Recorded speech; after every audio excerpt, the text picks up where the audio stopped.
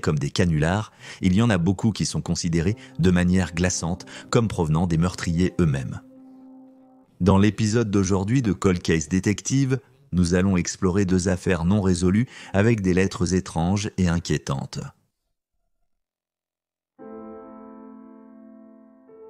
Beverly Potts. Beverly Rose Potts est née le 15 avril 1941 à Cleveland, Ohio, de Elizabeth et Robert Potts. Elle avait une sœur aînée nommée Anita et le quatuor vivait ensemble sur l'avenue Lynette en 1951. Âgée de 10 ans à cette époque, Beverly était décrite comme une fille timide, calme et responsable. Elle avait un vif intérêt pour les arts du spectacle et était une baby-sitter de confiance malgré son jeune âge et avait tendance à éviter autant que possible d'interagir avec des inconnus en raison de sa nature timide et craintive. Le 24 août 1951, vers 7 heures du soir, Beverly, accompagnée de son amie et voisine Patsy Swing, a pris son vélo et s'est dirigée vers le parc Halloran, qui était à moins d'un quart de mile de l'endroit où vivaient Jill et les filles.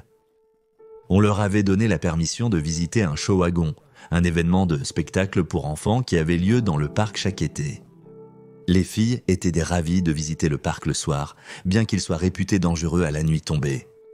Il était souvent rempli de vagabonds et les arbres avaient tendance à bloquer toute lumière, filtrant des rues et des étoiles au-dessus. À 8 heures du soir, les filles ont décidé que le parc serait beaucoup plus facile à manœuvrer si elles n'avaient pas leur vélo, alors elles sont rentrées chez elles pour les déposer avant de retourner au parc. 45 minutes plus tard, Patsy Swing a suggéré à Beverly qu'elle commence le voyage de retour car Patsy avait un rendez-vous à 9 heures du soir. Couvre-feu ? Cependant, Beverly n'avait pas besoin de rentrer chez elle avant 9 heures, alors elle a décidé de rester seule dans le parc. Patsy est partie. Elle a vu Beverly pour la dernière fois au milieu de la foule qui regardait la performance sur scène. À 9h30 du soir, le spectacle s'est terminé et les gens ont commencé à quitter le parc. Un garçon de 13 ans qui connaissait Beverly l'a vu se diriger en diagonale à travers le parc dans une direction nord-est, à environ 150 mètres du coin de l'avenue Lynette et de la rue Ouest 117.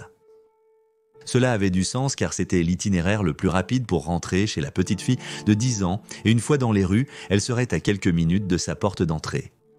Selon les rapports, le garçon a reconnu Beverly grâce à sa démarche distincte, citant une démarche de canard alors qu'elle marchait avec les orteils pointés vers l'extérieur. Plusieurs témoins prétendent avoir vu une fille qui ressemblait à Beverly près d'une Dodge noire et abîmée de 1937 qui était au ralenti sur la rue Ouest 117. À l'intérieur de la voiture se trouvaient deux hommes à qui la fille parlait.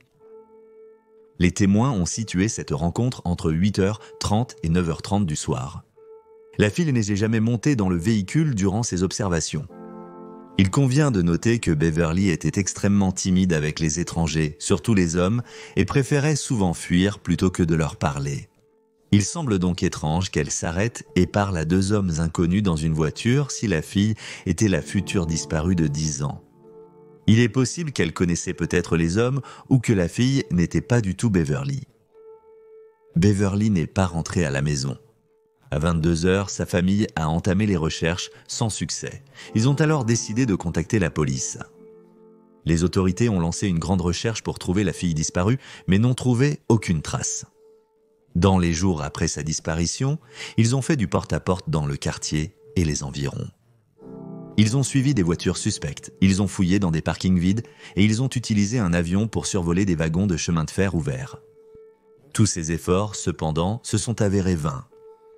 L'affaire a reçu une large couverture médiatique, ce qui a conduit à des milliers de tuyaux inondant le département de police local.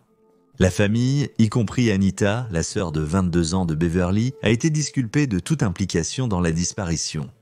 Les enquêteurs ont déterminé que Beverly avait une vie stable, était heureuse et bien soignée et n'avait aucune raison apparente de s'enfuir, ce qui rend probable qu'elle ait été enlevée.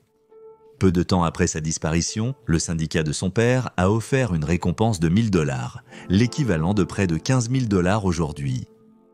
On a supposé que, compte tenu de l'aversion de la fillette de 10 ans pour les étrangers, elle avait peut-être été attirée dans la maison ou la voiture de quelqu'un qu'elle connaissait, peut-être sous la promesse d'un travail de babysitting ou de quelqu'un prétendant qu'il avait besoin d'aide pour faire des courses ou qu'il était prêt à la ramener chez elle. Cela rendait probable qu'elle ait été enlevée par quelqu'un du quartier, Cependant, la seule recherche documentée dans l'un des bâtiments voisins a été celle effectuée en 1973 dans le sous-sol de ce qui était alors un atelier de réparation automobile. Cependant, aucune preuve liée à l'affaire de Beverly n'a jamais été trouvée. Il n'y a également eu aucun suspect local plausible découvert dans les mois et les années suivant la disparition de la fillette de 10 ans. Une autre théorie proposée était que bien que Beverly ait été fortement mise en garde contre les hommes étranges, elle n'avait pas été avertie de la même manière à propos des femmes, amenant beaucoup à se demander si elle avait peut-être été attirée par une femme inconnue. Bien que l'affaire de Beverly ait largement refroidi dans les années suivant sa disparition et que les pistes soient devenues rares, il y a eu plusieurs suspects et aveux liés à sa disparition. En 1955, un vagabond nommé Harvey Lee Rush a dit à un agent de la loi en Californie qu'il avait tué Beverly après l'avoir attirée vers un pont proche avec des bonbons. Cependant, il prétendait l'avoir tuée en 1952, un an après sa disparition, laissant 12 mois sans explication. Lorsqu'il a été extradé à Cleveland, Rush a admis qu'il avait menti, simplement pour pouvoir rentrer chez lui à Cleveland. En 1980, deux détectives à la retraite de Cleveland nommés James Forrest et Robert Shankland ont révélé qu'ils connaissaient l'identité du tueur. Selon eux, en 1974, un homme les a approchés prétendant que son frère lui avait envoyé une lettre avouant le crime. Son frère avait fui Cleveland en 1966 après avoir été accusé de l'enlèvement de deux jeunes filles, blondes filles. Le frère a été localisé par les détectives et interrogé et il leur a dit qu'il vivait près du parc en 1951 et qu'il avait l'habitude d'enlever des jeunes filles et de les abuser sexuellement. Il a prétendu qu'il ne se souvenait pas avoir enlevé Beverly en particulier, mais qu'il avait des éclairs de mémoire impliquant une fille nommée Beverly. Les détectives étaient convaincus de sa culpabilité depuis lors, mais même avec la lettre qui semblait tout expliquer, un manque de preuves signifiait qu'il n'a jamais été inculpé en relation avec l'affaire de Beverly.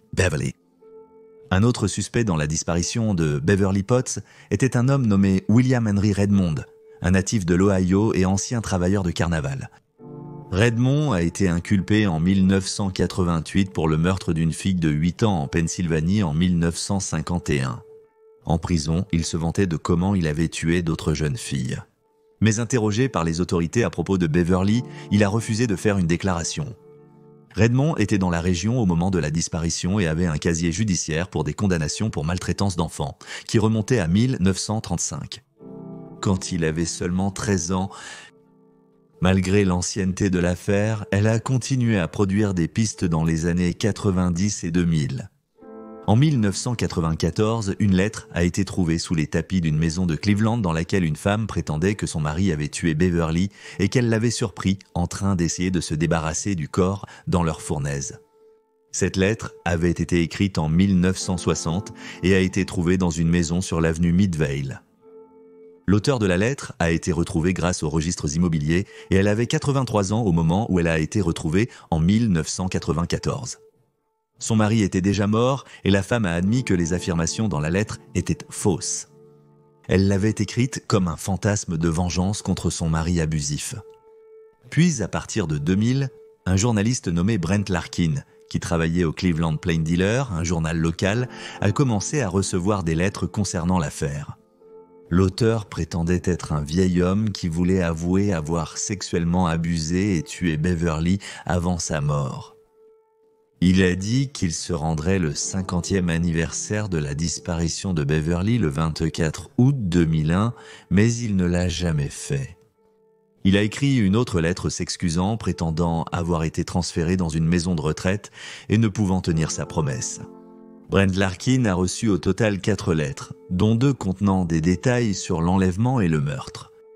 Une lettre promettait une enveloppe brune scellée et une pièce rare que Beverly avait dans son sac à main la nuit où elle a disparu. Ces articles ont été promis à Brent, mais il ne les a toujours pas reçus en 2020. Les autorités ont établi que ces lettres étaient écrites par une seule personne, probablement un homme âgé et infirme. Cependant, ils n'ont jamais pu établir son identité. Certains enquêteurs pensent que ces interactions étaient authentiques.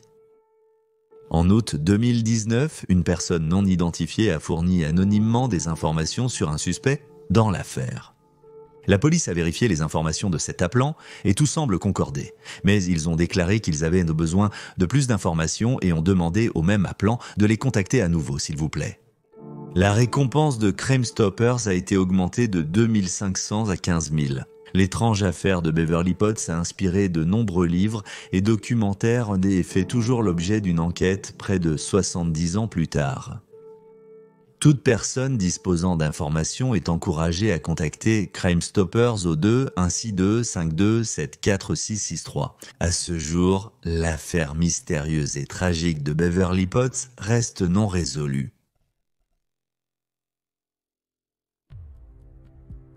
Le trio de Fort Worth. Noël 1974 aurait dû être une occasion joyeuse, remplie d'amour et de rire. Mais pour 3 familles, à Fort Worth, Texas, il y a eu une terrible tragédie qui a rempli leurs jours de chagrin et de tristesse en décembre 1974. Mary Rachel Trelica, qui se faisait appeler par son deuxième prénom, avait 17 ans. Rachel fréquentait le lycée Southwest et elle était mariée depuis 6 mois à Tommy Trelica, un beau jeune homme de 21 ans qui avait déjà été divorcé et avait un enfant de 2 ans. Le couple s'était rencontré lorsque Tommy sortait avec Deborah, la sœur de Rachel, âgée de 19 ans. Deborah et Tommy avaient été brièvement fiancés, mais selon Deborah, les fiançailles n'avaient jamais été sérieuses et la séparation avait été à l'amiable.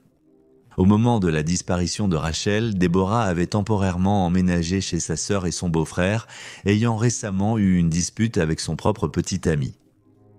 Le 23 décembre 1974, Rachel et son amie Lisa Renee Wilson, âgée de 14 ans et qui se faisait également appeler par son deuxième prénom, avaient prévu d'aller faire des achats de Noël au Seminary South Shopping Center, maintenant connu sous le nom de Fort Worth Town Center. Le matin, Renee est allée chez son petit ami pour lui proposer de les accompagner. Terry Mosley avait 15 ans et vivait à proximité. Lors de cette réunion, il a offert une bague de promesses à Renee. Le couple prévoyait d'assister à une fête festive plus tard dans la nuit.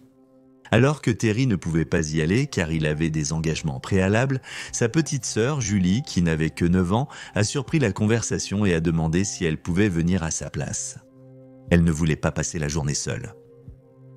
Rachel et Renee hésitaient à laisser une enfant de 9 ans les accompagner et lui ont dit qu'elle ne pourrait le faire que si elle obtenait la permission de sa mère. Julie a appelé sa mère, Ryan, tout excitée pour lui demander si elle pouvait y aller, mais on lui a dit qu'elle ne pouvait pas car elle n'avait pas d'argent. Ryan a ajouté plus tard qu'elle ne connaissait pas Rachel, bien qu'elle connaissait Renee, donc elle ne voulait pas initialement que sa fille parte en voyage. Julie a continué à supplier pour aller jouer, affirmant n'avoir personne d'autre. Sa mère a finalement cédé, mais lui a dit de rentrer avant 18h. Cela conviendrait, car Rachel et Renee avaient prévu de rentrer à 16h pour que Renee se prépare pour la fête avec Terry. Le trio s'est entassé dans l'Oldsmobile 98 de 1972 de Rachel. Ils se sont rendus au magasin de l'armée marine à Fort Worth, où Renee avait des articles en attente à récupérer. Ils ont ensuite continué jusqu'au centre commercial à 4200 South Freeway à South Fort Worth. Cependant, à partir de ce point, les détails de ce que les filles ont fait deviennent flous. Lorsqu'aucune des filles n'est de rentrer à la maison, leurs familles se sont rapidement inquiétées. Certains sont restés chez eux au cas où les filles viendraient, d'autres sont allés au centre commercial. Vers 6h du soir, l'Oldsmobile de Rachel a été découverte, verrouillée, garée sur le parking du niveau supérieur de Sears. Il semblait que les filles étaient, à un moment donné, revenues à la voiture, car il y avait quelques cadeaux à l'intérieur. La famille a attendu toute la nuit près de la voiture, espérant désespérément leur retour. Cependant, les filles ne sont jamais revenues. Le lendemain matin, la police de Fort Worth a été informée de la disparition et une recherche pour localiser les 3 filles a été lancée.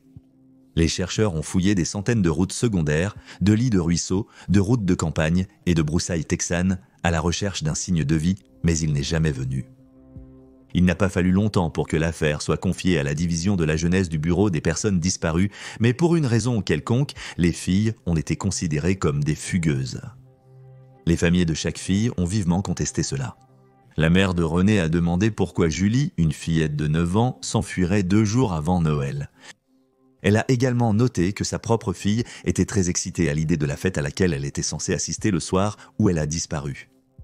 Malgré leur frustration envers les autorités, les familles du trio disparu ont distribué des tracts et contacté des journaux à travers le pays, cherchant désespérément de l'aide.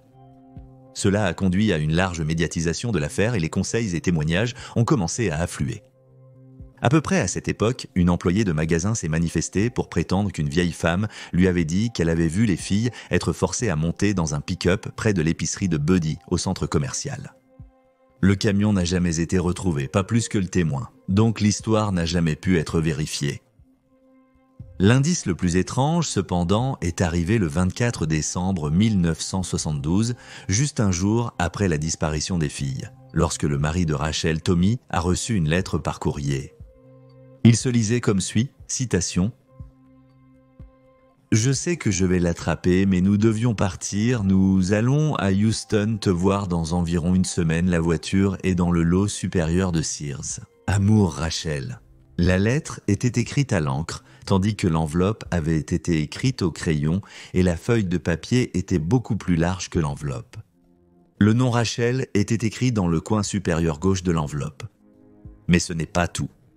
Elle était adressée à Thomas malgré le fait que Rachel appelait toujours son mari Tommy. Et il semblait que le nom de Rachel avait d'abord été mal orthographié. Le sel de son nom était écrit comme un E minuscule puis corrigé en L. Ni Tommy ni les autres membres de la famille de Rachel ne croyaient que la jeune fille de 17 ans avait écrit la lettre. L'indice principal recueilli de la lettre était le cachet de la poste, qui ne contenait aucune ville, seulement un code postal flou. On aurait dit qu'il avait lu, je cite, 76 083, mais que le 3 apparaissait à l'envers, peut-être à cause d'un tampon chargé à la main, ou peut-être était-ce un 8 partiel. On suppose que le code postal est soit 76 083, qui mène à Eliasville près de Throckmorton au Texas, soit 76 088 qui vient de Weatherford au Texas. Malgré cette information, aucune nouvelle piste ne semblait émerger. Pendant les années 70 et 80, la lettre a fait l'objet d'une analyse graphologique. Même le Federal Bureau of Investigation l'a examinée à plusieurs reprises, mais chaque fois que la lettre était examinée, les résultats revenaient au non concluant. Selon les rapports, une semaine après l'arrivée de la lettre, la police a dit à un journal local que l'écriture avait été vérifiée comme étant celle de Rachel, mais elle aurait pu être forcée de l'écrire. Puis, en 1978, 6 ans après les disparitions, la police a réfuté ces affirmations, déclarant que les résultats étaient de non concluants et l'avaient toujours été. Au printemps de 1975, la famille était de plus en plus frustrée par les efforts de la police et a engagé un détective privé nommé John Swaim. En avril de cette année-là, Swaim et une centaine de bénévoles se sont rendus dans la ville texane de Port Lavaca pour fouiller sous les ponts après avoir reçu un tuyau selon lequel les filles auraient été tuées et jetées là-bas. Mais aucune preuve n'a été trouvée pour indiquer que c'était vrai. Plus tard cette année-là, en août, Swaim a découvert qu'un homme de 28 ans faisait des appels téléphoniques obscènes dans la région et que ce même homme avait travaillé pour un magasin de South Fort Worth où Rachel avait postulé pour un emploi juste avant Noël. Selon les rapports, cet homme, dont le nom n'apparaît pas dans les articles en ligne, aurait abusé de sa position recueillant les informations des femmes qui avaient postulé pour des emplois là-bas ou qui étaient citées comme référence sur les demandes d'emploi. 6 femmes qui avaient déposé des demandes d'emploi recevaient des appels téléphoniques obscènes. Il est également noté que cet homme vivait dans le même quartier que les parents de Rachel, mais il a déménagé peu de temps avant son mariage. Bien que cela semblait d'être une piste prometteuse, rien n'en est jamais sorti, et l'homme n'a jamais été lié à la disparition du trio. Aussi, en 1975, un jeune homme prétendant être une connaissance de Rachel a dit qu'il avait vu le trio dans le magasin de disques du centre commercial le jour où ils ont disparu. Il a affirmé que les filles étaient bien là avec une autre personne et qu'il avait brièvement parlé avec Rachel. Vers cette époque, des vêtements pour femmes ont été trouvés dans la région de Justin au Texas, mais il s'est avéré que ces articles n'appartenaient pas aux filles disparues. Un an plus tard, en 1976, 3 squelettes ont été trouvés dans un champ à l'extérieur d'Alvord, Texas, par une équipe de forage pétrolier. Le PI, Swaim, a bien comparé les restes aux radiographies et au dossier dentaire de la fille disparue, mais aucune correspondance n'a été établie entre eux. Il a été découvert plus tard que les restes étaient en ceux de 2 femmes et d'un homme âgés de 15 à 17 ans. En mars de la même année, un médium a appelé l'un des membres de la famille de la fille disparue et a dit qu'il pourrait être trouvé près d'un puits de pétrole. Désespérés pour toute piste potentielle, les chercheurs se sont concentrés sur une petite communauté de forage pétrolier nommée Rising Star, mais cela n'a rien donné. Juste quelques courtes années plus tard, en 1979, l'affaire a été replongée dans l'obscurité lorsque John Swain est mort d'une overdose de drogue que l'on pense avoir été provoquée par son mariage en échec. La mort a été jugée comme un suicide, et à sa mort, il avait ordonné que tous ses dossiers de cas soient détruits, soient détruits, et ils l'ont été. Au printemps de 1981, la police a été appelée à un endroit dans le comté de Bazoria, au Texas, lorsque des restes humains ont été trouvés dans une zone marécageuse. Après un mois d'enquête, il a été découvert que les os ne correspondaient pas à ceux du trio disparu. La même année, un témoin s'est présenté pour affirmer qu'il avait vu un homme sur le parking du centre commercial forcer une fille à monter dans sa camionnette. Mais l'homme a dit au témoin qu'il s'agissait d'un conflit familial. Cette histoire n'a jamais été vérifiée par les autorités. Après cela, l'affaire s'est refroidie. En 2001, elle a été rouverte et confiée à un détective de la brigade criminelle qui croit que les filles sont parties avec quelqu'un en qui elles avaient confiance. Et que plus d'une personne était impliquée. En avril de cette année-là, un homme nommé Bill Hutchins s'est manifesté. Il était gardien de sécurité pour les magasins Sears du centre commercial au moment de la disparition des filles. Selon Bill, il travaillait lors du quart de nuit le 23 décembre 1972 lorsqu'un autre gardien dans un pick-up est apparu vers 1h30 de l'après-midi. Les deux ont échangé des mots durs, bien que l'on ne sache pas pourquoi. Bill aurait vu 3 filles assises sur le siège avant du camion, la plus jeune assise à côté du conducteur et la plus âgée à côté de la porte. L'homme s'est excusé pour son langage et a démarré. Bill a noté que les 3 filles souriaient et riaient et semblaient être là de leur plein gré. Il prétend avoir signalé cela à l'époque, mais que personne ne lui a jamais répondu. Cependant, lors de la réouverture de l'affaire, en 2001, cette observation a été enquêtée, tout comme l'autre gardien de sécurité qui a nié avoir quoi que ce soit à voir avec les filles. Il a été révélé que plusieurs personnes étaient enquêtées dans le cadre de la disparition des filles. Le développement le plus récent de l'affaire est survenu en 2018, lorsque 2 voitures ont été sorties du lac Benbrook, au Texas.